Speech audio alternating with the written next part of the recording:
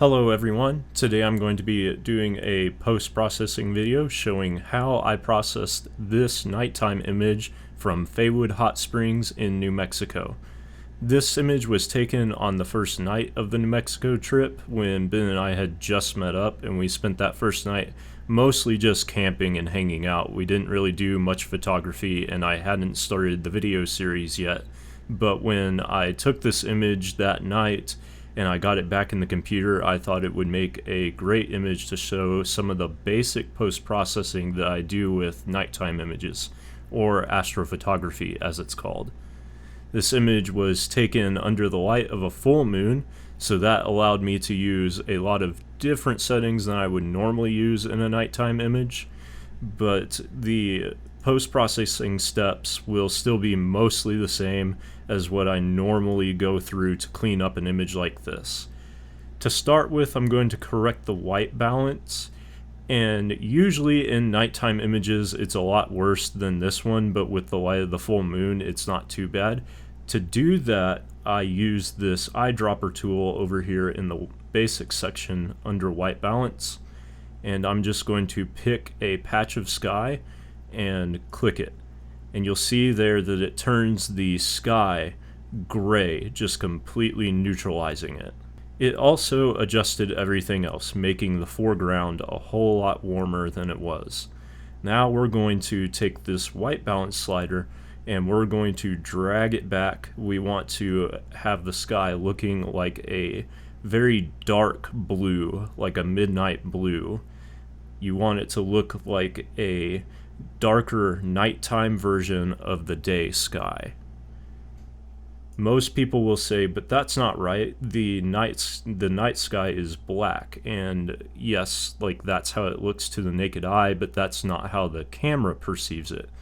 And if you go for a black sky, then you're going to have a very ugly looking image, because you saw how orange the foreground turned. It's going to be even more orange if you go for a completely black sky.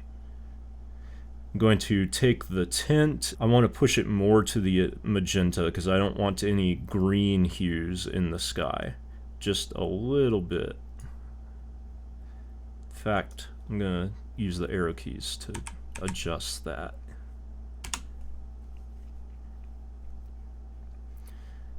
Next, I will take the highlights and we're just going to push those down. Then we will adjust the shadows, bring them up a little bit. You want to be careful with the shadows. You don't want to bring them up too much, otherwise you'll start getting a lot of static or noise, as it's called, in the image up here. Nighttime images are really fragile files. You can only push and pull them so much before you'll end up with a lot of that noise in your image. Going to take the blacks and we're going to push them up now.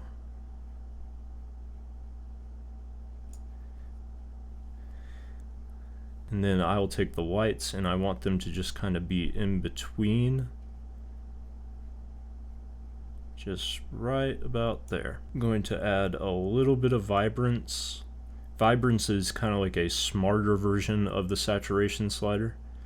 We're just going to add that much, I think. That looks good. Now I'll take the exposure and I actually want to turn it down a bit since this is such a bright image. Normally I either won't adjust it or I will have turned it up at the beginning so that I can see what I can do, because normally the image is a lot darker than this. In this case though, I'm going to I think we're just going to go half a stop down. So we'll just key that in directly. Alright, next we're going to try and handle some of this noise that's in the image here. I'm going to go to the details slider, and under here where you see noise reduction, we're going to take the luminance and we will turn that up.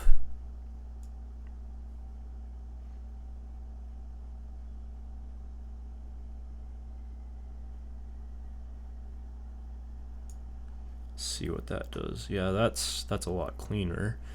We'll take the color one and we're going to turn it up a little bit too.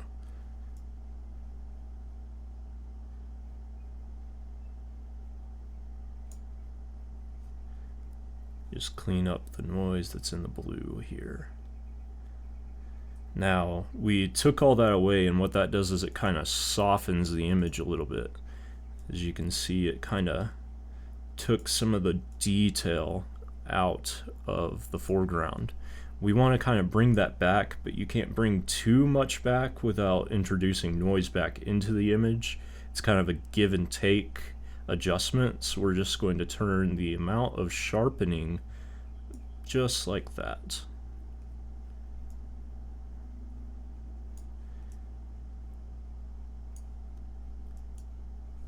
Alright, that's a lot cleaner.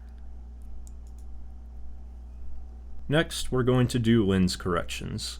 Because this is a completely manual lens, Lightroom won't be able to pick up any of the information off of the lens, so it can't automatically add any lens corrections to it. So first we'll remove chromatic aberrations. That will take out any colored halo effects that are around, like the stars. Next we'll enable the profile, and we're going to have to go and find the profile for this lens. So it's a Rokinon lens, and the first one it came up with was the 14mm one that I actually am using, so I don't have to go and manually find it.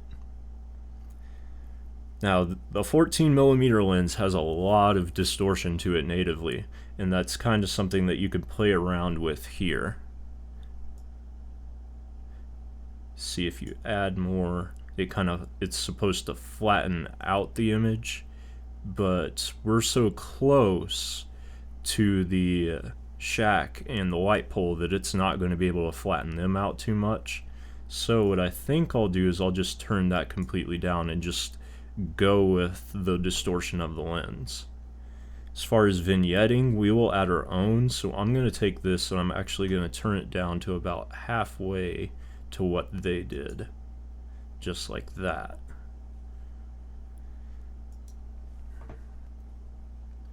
Now we really want to kind of emphasize the sky here, and we want that to be just a nice dark shade of blue. So I'm actually going to take the HSL tab and I'm going to adjust the hue and the saturation of the blue sliders. The hue I will turn up just a little bit, and the same with the saturation. Just a little touch.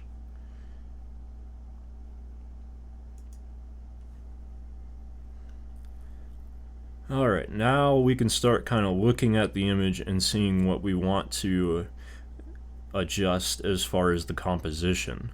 And like I said in the last How I Did It video, I prefer a 4x5 crop on vertical images. This one I want to take out some of the foreground because there's a lot of foreground there.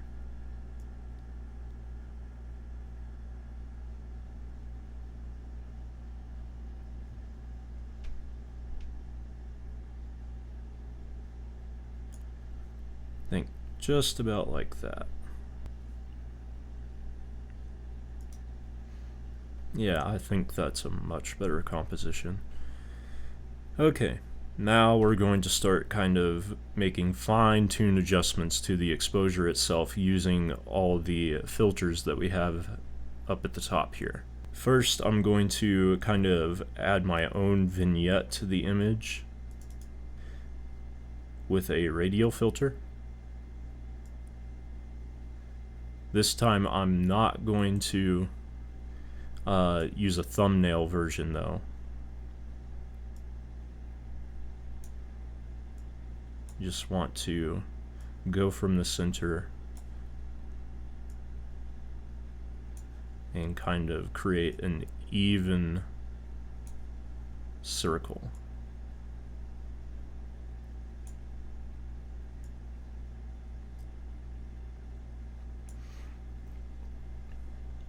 Just like that. And now we're going to take the exposure and we're going to just turn it down just a little bit. Too much.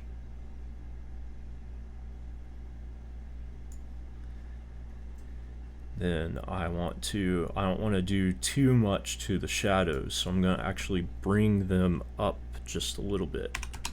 And the same with the blacks.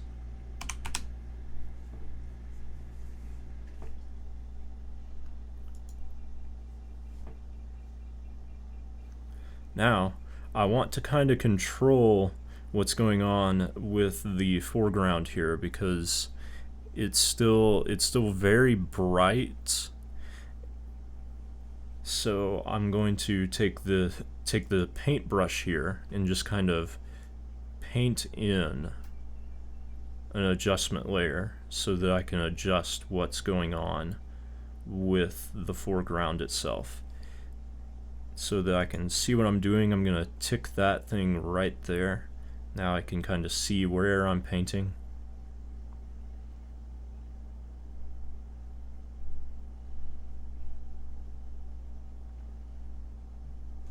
And just like in Photoshop, you can use the bracket keys to make your brush a lot bigger so that you can kind of cover more ground more quickly.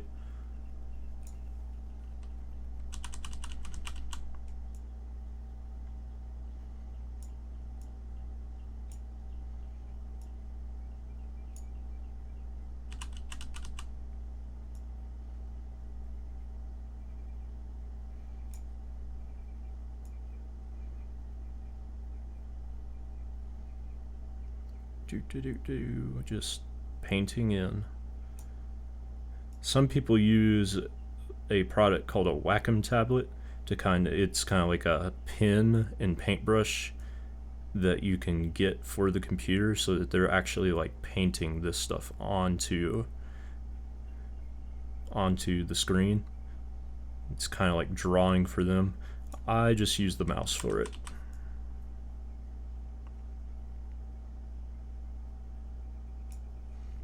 Alright, we've got that filled in. But I kinda was a little messy, so I'm going to go back and, using the erase, going to kinda take some of that back out.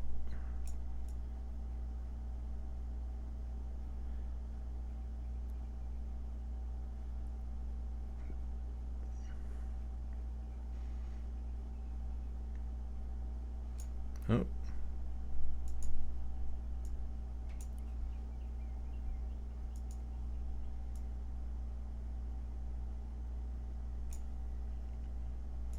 You could spend a while kind of correcting what you're doing here. There is a quick way to kind of do it. Like, you could see that there's still kind of messy around the bushes and stuff like that. The quick way that you can kind of correct some of that too is by using a range mask. So we will click off here and then click show the luminance mask. And you can see it kind of shows where I didn't color in quite as well. So we can kind of go back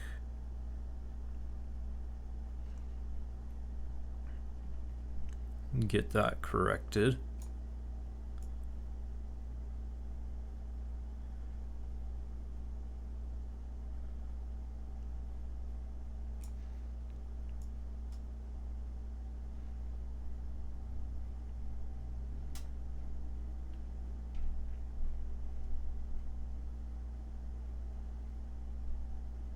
Now that we've kind of got this corrected here, can go and we can adjust the mask. Now first, I want this to be a slightly smoother mask than normal, so we're just going to turn that up a touch.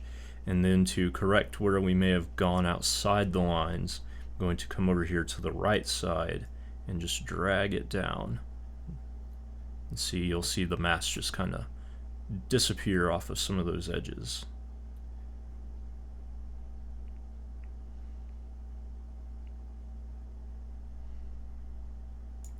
Right about there. Alright, we can stop showing the luminance mask now. Alright, so the adjustment I want to make with this brush is I want to turn down the exposure just a bit. Go just like that. You can see that kind of darkened down the foreground a little bit, kind of brought back that ambiance that this was taken at night and not in broad daylight. And to kind of make that a little more meaningful, I'm also going to take a graduated filter and I'm going to drag up from the bottom. I think just right about there. Then I'm going to take the exposure and just drag. It's a little too much. We'll go with that. Alright, and to finish up, I want to add one last radial filter. We're just going to emphasize that vignette a little bit more. We're going to start right here, just drag it up and out.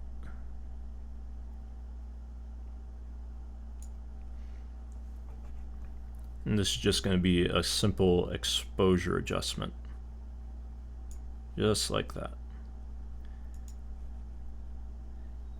And that should be the finished image. I hope this video wasn't too long for you and was helpful for getting started with processing nighttime images. The key is finding the right white balance. Everything else just helps emphasize the elements of your composition. If you have any questions, as always, please leave a comment below and I will do my best to answer. Thank you for watching, and please consider subscribing if you aren't already. I hope you learned something. Bye for now.